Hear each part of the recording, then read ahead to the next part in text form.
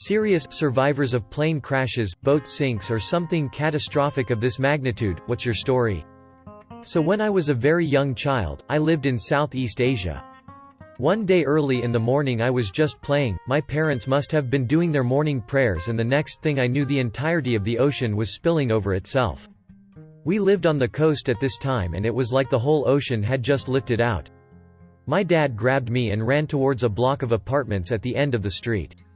I don't know what happened to my mum, but she must have been unable to run fast enough because I'm pretty sure she got overwhelmed by the tide and survived by holding on to a tree. I'm not entirely sure how she survived actually, because looking back on the extent of the 2004 tsunami, she should have been swept away completely by the force of the water. So now I'm on the top of this roof and my dad goes back in, swimming to our house to retrieve our passports and documents, while the water keeps creeping up. I think it was a 4 or 5-story building and the water must have reached the 2nd or 3rd floor. He must have been a really strong swimmer because he got pretty much all of our documents in between the waves, and probably saved my mum as well. After this we were able to stay with friends some distance away after this, but everything in the town got destroyed. In fact, I realized the reason why my parents don't bring up my childhood friends or try to keep in contact with their families is because they're dead. This is pretty much the only really vivid memory I have from that age, and my parents still kind of had a fear of the sea for a long time after that. They still can't handle videos of flooding. Edit: my dad appreciates becoming a legend on Reddit. By the way, my mum is doing absolutely fine now, she's learning how to swim. Here's a question I can honestly answer: I survived an airplane crash. The story: my mother owned a few aircraft and hangar at our small town's airport. I spent a lot of time at the airport as I was growing up, spending summer washing airplanes, sweeping out hangars, etc. One warm summer afternoon in the mid-1980s we planned to take a short flight in her Piper J3 Cub. This plane was built in the mid-1940s and had an aluminum skeleton covered in fabric and tandem seats, one in front, one in back. I sat in front due to the better view and my mom, the pilot, sat in back. I remember the pre-flight, and some taxiing to the runway, but nothing else. Now the rest of the story I received second-hand. Neither my mom nor I remember anything of the actual accident due to the massive head trauma we both received. But what I've heard from family and the ambulance drivers who arrived on the scene is that on takeoff, the most dangerous part of any flight, IMHO, we lost power. Engine cut out, not really sure why. So with a relatively slow airspeed and no thrust from the engine, we changed from being a beautiful flying machine to a brick, rather quickly. Well, we dropped like a brick and proceeded to hit the ground in a rather quick manner. The ambulance drivers who arrived on the scene thought we were done for. Things did not look good for us. But after a helicopter ride to the nearest trauma center 100 miles away, we are still alive and breathing today. I spent about 5 weeks in the hospital, but only remember the last 2. To remind me what happened, I have nasty scars on my lower lip and chin and a dent on the side of head. One thing I find myself wondering is if I had the chance to relive the whole thing over again, would I want to remember? At this point in my life I can say I would not. Such things are not worth remembering. And did we ever fly again? You bet. As soon as my mom was able to pass a flight physical, we were both up in the air again. Passing out saves you from most of the PTSD of trauma. Tiny miracles. Fuck, I'm late to the party. I was pilot in command of a small Cessna, taking my dad out for his first sightseeing ride on an October evening. He'd taken the backseat in one of my training sessions before, but this time was the first time the two of us were alone together and at liberty to go as we pleased. After a while, I noticed that the engine had lost 300 RPM. I pushed the throttle to max, no change. Turned on the carb heat, if I remember correctly, nope, still nothing. I began heading back to the airport, but as the power slowly diminished, I knew we wouldn't make it back by a long shot. Conclusion: I had to get that bird down somewhere. It was nighttime. Beneath me were patches of fields or forest, and I couldn't tell which was which in the evening darkness. I opted for the only well-lit place in the circumstances, the freeway. I made my emergency call, got a response, told my dad what I was about to do, and proceeded to fly the airplane. By the time I was on my so-called final approach, the engine was puttering along at a measly 1000 RPM despite a full open throttle. All I had to do was to follow a slight bend in the freeway to the left, just past a viaduct, and I'd have 3 open lanes of road on which to land and probably surprise a few drivers along the way. Huge black bars suddenly showed up in my field of vision, followed by bright white flashes of light. The aircraft had just struck high-voltage power lines. By the time I was done screaming, the aircraft had rolled down in a side ditch and slammed itself against a fence. Ambulances arrived within a minute, pulled my dad and I out, and raced us to the hospital. I awoke in a dimly lit hospital room, dimly lit because of the city-wide power failure I'd just caused, which I realized once all the other lights turned on late at night and the nurses cheered at getting power back. Somehow, I didn't break anything, though I had a sore and stiff body for a few weeks, and my back became prone to locking for the next several years. My father had a few broken bones, but was judged stable and set to recover. However, he suddenly and unexpectedly succumbed to his wounds a week later. I haven't piloted an aircraft since, and have no desire to.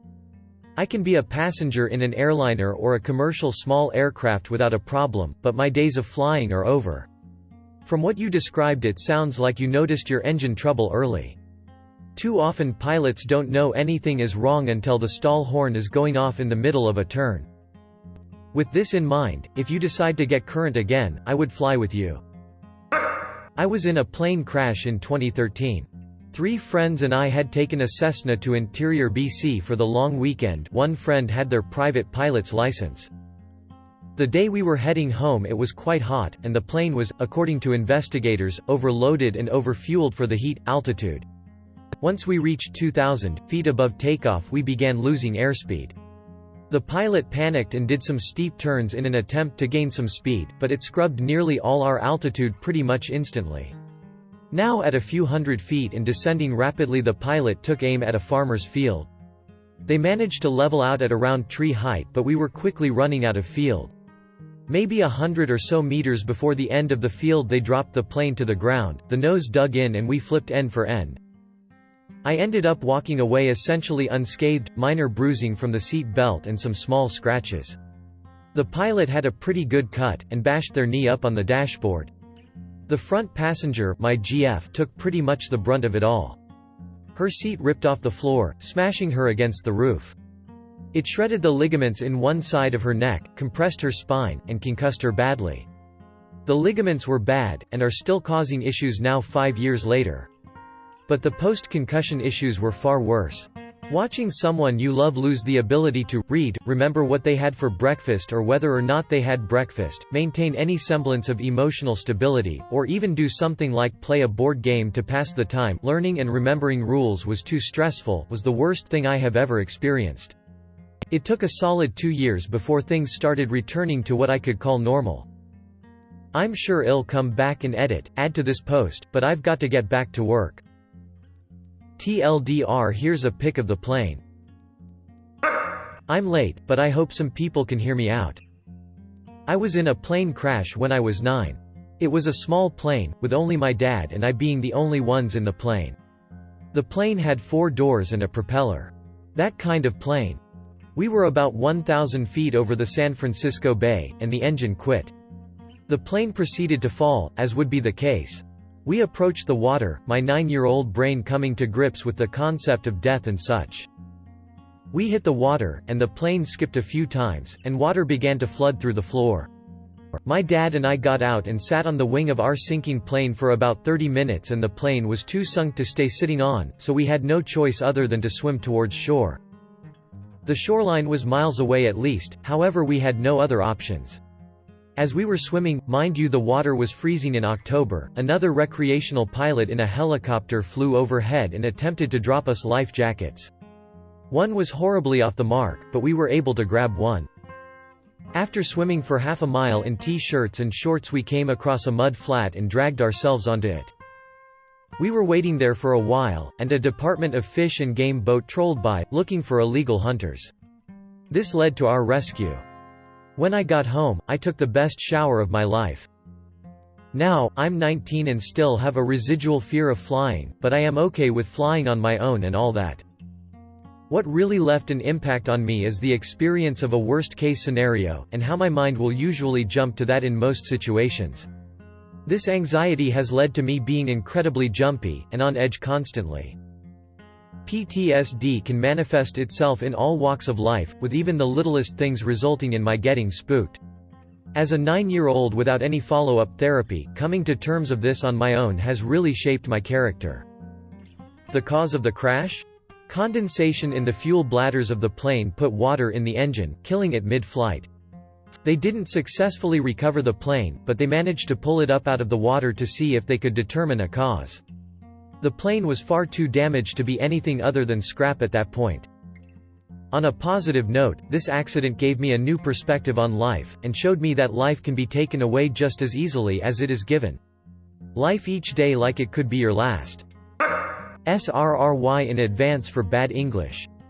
Since I live in Chile, I am used to earthquakes. Perhaps in some countries an earthquake of magnitude 6.0 in the Richter scale is something big, but here is kinda normal. But the one I will never forget is the 8.8 earthquake in the Richter scale that happened in Santiago of Chile. Let me explain a bit. I am a native of the northern region of the country, where most of the earthquakes happen, so the constructions are especially resistant against earthquakes. Santiago is not like that since they rarely got movement.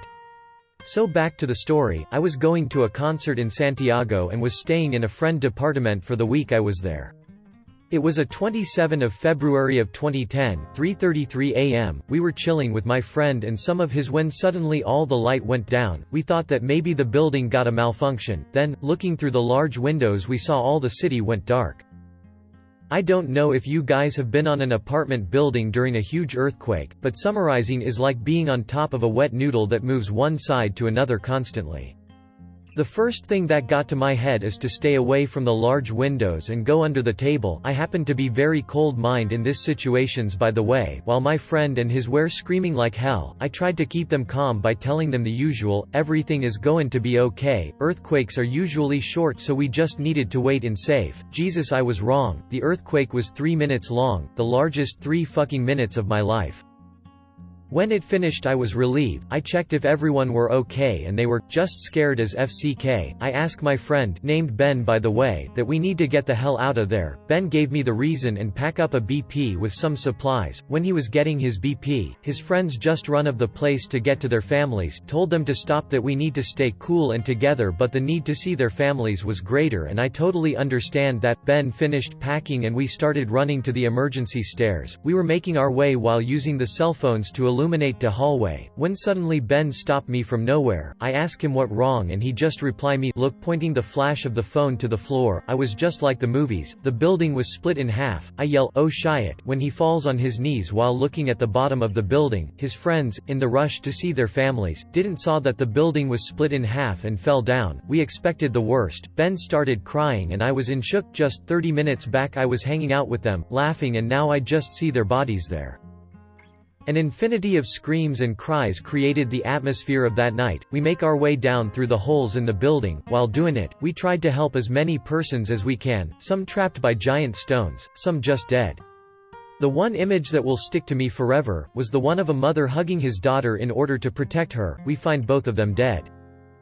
We got to the place where Ben's friends fall, and thanks to IDK who, they were still alive, with many broken bones but alive. We took them one by one to the road and wait for help from police, military, medics or firemen, but lucky us, we were all alive.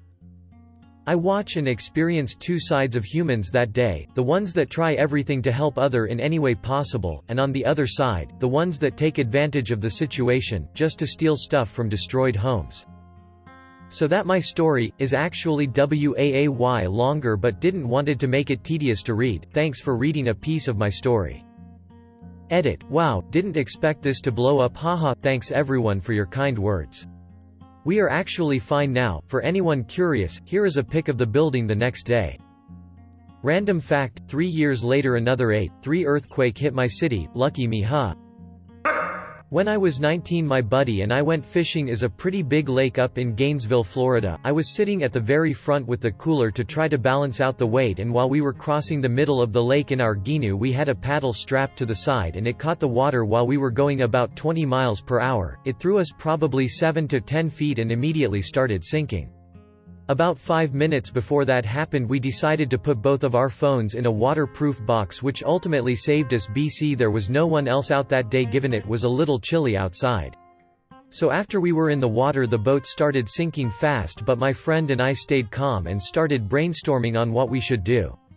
First thing I did was swim down to the boat and by feel had to find the phones. Once that happened we called the police, but their response time was awful. We were treading in water that was cold enough to give us hypothermia, with the box that had our phones in it over our heads for about 50 minutes until the dispatch lady said they were commandeering someone else's boat because theirs wasn't starting. Once we got out the officers told us that they were expecting to find us dead either from getting stuck on the mushy bottom and drowning or by some of the big gators, but luckily we didn't encounter any of them. After the ambulance took our temperature and we came back fine, they proceeded to make sure we were okay, then let us get on with our day. Life and death situations are no joke and they can happen at any time. Make sure you are prepared mentally and physically. Your life or your friends may depend on you and how you've trained. Swim down to the boat and by feel had to find the phones. Big gators. Oh fuck that. I love how they took forever to get there and then said they had expected to find you dead. When I was 9, we were traveling from our cabin back to town with an open boat. This was right before Easter. About a 45 minutes trip. The seas were rough and the boat had a built-in flaw that caused it to break in 2 pieces due to the pounding on the waves. I sat faced towards the back, so I didn't see it break, just suddenly had water up to my waist. When I turned around the nose was floating a couple of meters away from the boat. My mom's husband at the time just said, "Jump," and so we did, into the black 2D gray water of the North Sea, as far away from the boat as possible. This was by far the scariest moment. Her husband managed to launch 2 emergency rockets before the boat vanished below him. He was a very poor swimmer, and even though we tried to hold on to him, he got away from us due to large waves constantly covering us. After that it was about 10 minutes of trying to swim to shore, which was about 400 meters away, before realizing we were never going to make it. After that we basically dodged waves and made bad taste jokes. We saw people on the shore, cars stopped on the highway. The last thing I remember before blacking out is a boat approaching. Then I woke up in the hospital basically trashing around from the cramps of my body trying to warm up. Apparently I had a temp of 27 degrees when they brought me in. My mom was awake the whole time. She lost control of her limbs right after I blacked out, and gripped a rope from my life vest with her teeth so I wouldn't float away. Even though this is a scary story, there are some awesome elements to it. An old fisherman in a house by the shore saw the whole thing. He was desperately trying to get a hold of rescue services, but no one was where they were supposed to be. His wife, having lost both her previous husband and also a son at sea, had some kind of a health issue while watching us swim around. So he had to take care of her, and try to get us help. The most badass part of the story is how we got rescued. One of my mom's husband's friends got a call about what was happening. Got in his boat with his 8-month pregnant wife, and went full speed to our location. The boat he had was not designed for high seas. It was a summer-type cabin cruiser. So he had to steer it towards the waves at all times. His wife then proceeded to pull 3 fully clothed people up to safety, including an unconscious me. If anyone has ever tried to pull someone out of the water, you know how difficult it is. We all survived. I was totally fine, aside from my ball swelling up to 3 times the normal size for a couple of days. Mom tore a bunch of stuff in her back. Husband swallowed about 4 liters of saltwater and was sick for a week. TLDR, boat broke I-2, cold water, amazing rescue. I was on a boat that sank on the Mekong River in Southeast Asia. It was a 2-day trip with an overnight stop as it is too dangerous to be on the river after dark. We stayed in a bar and got extremely drunk as there was a serious tropical storm that knocked the power out in this tiny village on the banks of the river. The following morning we set off on the final leg of the journey really early the next day. Everyone was feeling pretty terrible after drinking way too much, so we're trying to catch a few hours nap on the boat. Around an hour or 2 into the journey the boat rolled quite heavily to one side and some cups and glasses slid off the tables and fell onto the floor, startling most people awake. We picked the stuff up off the floor and went back to sleep. I'm not really sure how much later, but the same thing happened again, but even more violently. The boat rolled so heavily I slid from one side to the other and smashed into a table on the now lower side of the boat. At this point I noticed that water had started to come over the side and was getting deeper. Everyone was looking around at each other, looking pretty terrified, not knowing what to do. The water level was now at probably waist height. I told my GF to get out of the boat and swim for the banks of the river. I had to help her climb out the high side of the boat and onto the roof, as the lower side was now pretty much fully submerged. At this point I realized I was stuck between the table I had smashed into and a bench that had fallen on top of my leg, with the water now getting towards shoulder height and the boat sinking pretty rapidly. I took a final breath and went down with the boat. It's hard to say how long, but it probably sank in around a minute, 2 if you were being generous. Luckily, as the boat fully sank, the benches and tables started to float and move away from each other and I got free without too much trouble. I opened my eyes and all I could see was brown dirty water with some sunlight in the distance. I swam towards it, being careful not to knock my head on anything and knock myself out, trying to swim horizontal until I was sure I was clear from the boat before I could try for the surface.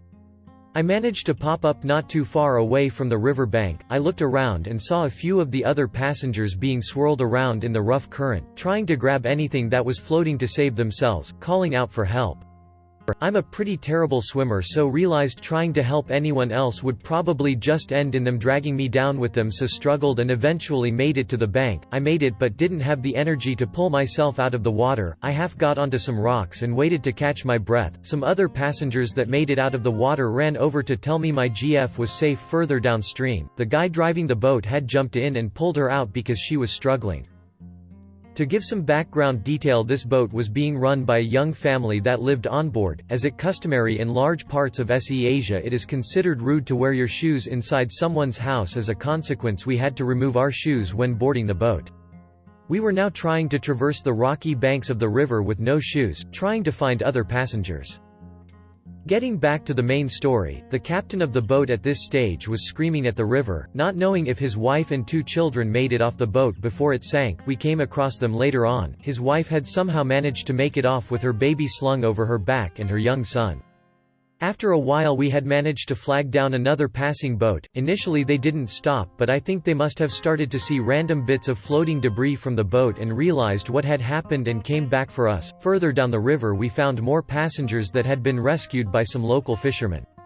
We tried to account for everyone and quickly worked out that everyone was present apart from one girl. No one had seen her during the scramble to get off the boat. We boarded the boat that we managed to flag down and left for the next nearest large town where we would be able to get in contact with our country's embassies. There was zero phone signal around here and all our phones were either in the river or completely soaked, which was over 6 hours away. The local fishermen promised us they would search for the missing passenger. Having made it to the next town after a pretty fucking long day, by this point we were greeted by the local police who were in plain clothes, as it was Songkran and everyone was celebrating by having a huge 3-day water fight. They took some details and told us to come to the station in a few days. We ended up having to sit around for days sorting out loads of stuff as our passports were lost and all the local places that could do anything were closed. Once we got enough documents to allow us to move on and fly to the capital, we had to go to our consulate to sort out new travel documents and assist in the matter about the missing passenger with her friends that had made it off the boat. She was from the same country. After a few days the consulate informed us a body had been found, and unfortunately it was the missing passenger, which was pretty devastating experience to take along with the additional stress everyone was currently going through. I feel like I'm rambling on now, but after a few weeks we luckily managed to get new passports without flying home, which we were informed is the standard procedure for my country's passport office. Going home to get a full passport wasn't really an option as we were around 5 weeks into a 7-month trip. Was a pretty fun 6 months after that, although did end up in some other pretty dangerous situations. We were also on 2 buses that crashed, and a friend of mine that came and met us for a month was involved in a pretty nasty motorbike accident. Apologies for the piss-poor comprehension. I've never taken the time to write this experience down before and I'm not the best writer as it is. TLDR, got on a boat, it sank, it wasn't much fun. I was in a smallish fishing boat charter that sank a little less than 12 miles from a Caribbean island in the Atlantic. From the first sign of trouble to looking straight down at the boat slowly sinking beneath the surface was only about 10 minutes time. Trust me when I say that's an image I'll never forget, a white sport fisher being swallowed by the dark blue beneath me. When boats sink, they sink. Somewhere in the chaos the captain called his friends in the marina before the boat sank, so we waited there just drifting for a while, collecting any floating debris we could hang on to. Fortunately we had life vests, otherwise I have no doubt we'd all be dead. 2 hours pass, nobody comes by to pick us up, clouds and rain are more frequent so we lose sight of the island occasionally, and I finally convince everyone to agree to start swimming towards the island. I know the best thing to do is stay together and not move, but the island didn't seem too far away, and it was obvious to me that nobody was going to find us at this point. Just as we start slowly moving, a helicopter comes and hovers somewhere between us and the island, presumably over the coordinates the captain gave his friends. I swim my ass off towards that thing and in so doing lose sight of the captain and first mate, so now it's just me and my sister, and then the helicopter leaves. That sucked. But, given the weather, there was almost zero chance of them spotting us unless we were right under them.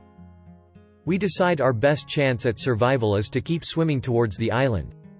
The whole time it's rainy, cloudy, rough seas. There was a small craft advisory. Wish we had been told that before leaving the marina, and much of the time, literally hours, we can't see the island at all and use the wind as our directional guide. That sensation of not being able to see anything but gray skies and waves with nothing to grasp onto was the toughest part. We did see another helicopter before nightfall when the weather started clearing a bit, but it was way too far away from us. Nightfall is also when we can tell that we actually made progress and were getting closer to the island, but the darkness changes all that. Is all we could look at were a handful of lights on the island and a bright spot that was probably a resort approximately 7 or so miles to the north. Fast forward to maybe 2 or 3 a.m., some 15 to 16 hours after the boat sank, and we actually get to the island. Of course it's mostly cliffs, the water is colder, being churned from the deep by the currents hitting the island, so we swim south until we can see water that isn't white. We get out of the water maybe an hour later and can barely walk. There are some lights in the distance but no way we were gonna get to them in our condition, so we just tried to stay warm under some trees out of the rain. No sleep, just shivering and trying to stay warm. Finally the sun comes up and we are able to stop shivering. We can walk somewhat better now, so we start drinking from a nearby stream, assuming we'll get to help before we die from some parasite, and start hiking over the hills. I tossed my life vest into a tree just in case someone spots it. The hike takes us a few hours over 2 ridges and through some pretty thick brush. Fortunately there were a few more streams. We finally get to a makeshift farm of sorts and decide to eat some bananas from a small banana grove. That's when we spot a guy walking to work on the farm. He feeds us some crackers and water and walks up the road to call the police for us. Based on where we got to land, they changed their search and found the captain and first mate in the water shortly thereafter. We all end up in the hospital around the same time, and we finally got to escape the hospital after approximately 36 hours and several bags of IV fluids. There's a lot more that happened in that whole 72-hour period, but you get the idea. Funny thing, we went back about 8 months later and tried to get a boat to take us to where we got to land, but they all said it was too dangerous. It was all over the news for like 2.6 minutes, like everything these days. Even though we all survived, I still have PTSD from that event, which sucks. It's pretty well triggered when I'm on the water and it's stormy, or in airplanes and it's turbulent, and I fly all the time. But PTSD be damned, I'm planning on buying a sailboat by the end of the year and sailing around the Caribbean and Central America, and if I can get enough blue water experience, across the Pacific? We'll see. My plane landed in a field and flipped. Flying in a single-engine Cessna 210, my family was on the final leg of a 2-week camping trip. My dad, piloting, had started the descent down when at 3,000 feet, our engine started rattling uncontrollably. 10-year-old me remembers seeing the oil temperature gauge in the red, but not understanding the significance. As the rattling got worse, my dad shut the engine off and radioed Mayday to the tower. That's when I started to pray. We were only 5-ish miles from our final destination, but we had to make an emergency landing in a field. I remember staring out the window at the ground thinking about my cat, and my mom leaning back from the co-pilot seat to tell my brother and I to pull our legs up for the crash position. My dad exchanged a few other words with the controller and then shut the rest of the plane down. We hit the ground a little fast at 80 knots, normal is 65 to 70 knots. Our front gear struck an irrigation pipe running across the field, which caused it to shear off. Without a front gear, our nose hit the field and we went belly side up. When I came to, everything was eerily dark, and I was hanging upside down. My dad basically ripped the doors off the back of the plane to get my brother and I out. My family was shaken up, but okay. The farmer appeared minutes later, absolutely astonished. Then, 5 news helicopters starting circling. Traffic was backed up for miles around the field as people strained to get a look. Then the paramedics arrived. My mom likes to joke they were a bit disappointed to find victims of a plane crash to be standing around chatting. The worst injury of the lot was my cut lip, which I cut with my own teeth in the jolt of the crash.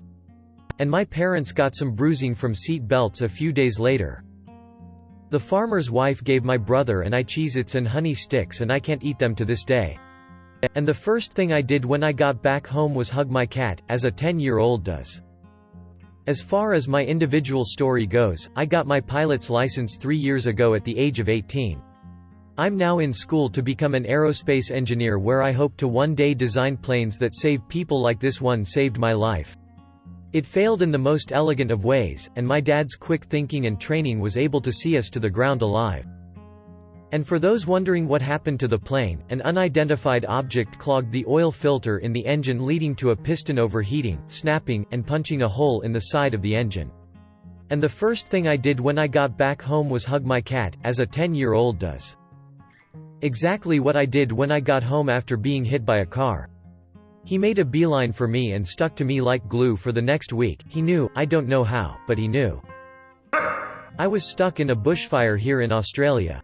Myself and our infant son were in the car evacuating on the only road out of our small town. We got very little warning as the fire moved so fast. Fire was coming on the right side of the road.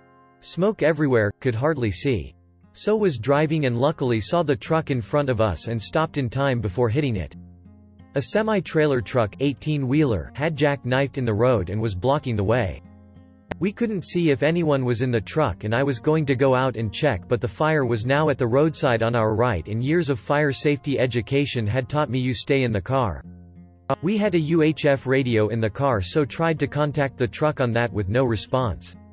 The fire started to blow across the road and ignite the bush on our left. There were embers raining down on our car. We just stared at them bouncing off the car bonnet. I saw a flashing red glow in the smoke beyond the truck, and it took a minute or so to work out what I was seeing. It was a fire service truck. I had to fight every bit of instinct I had in me, which was screaming at me to grab my baby, hide him inside my clothes, and run towards the red lights. I doubt I'd have made it. Fire was literally blowing around in front of us, but damn if that wasn't the strongest instinct I've ever felt.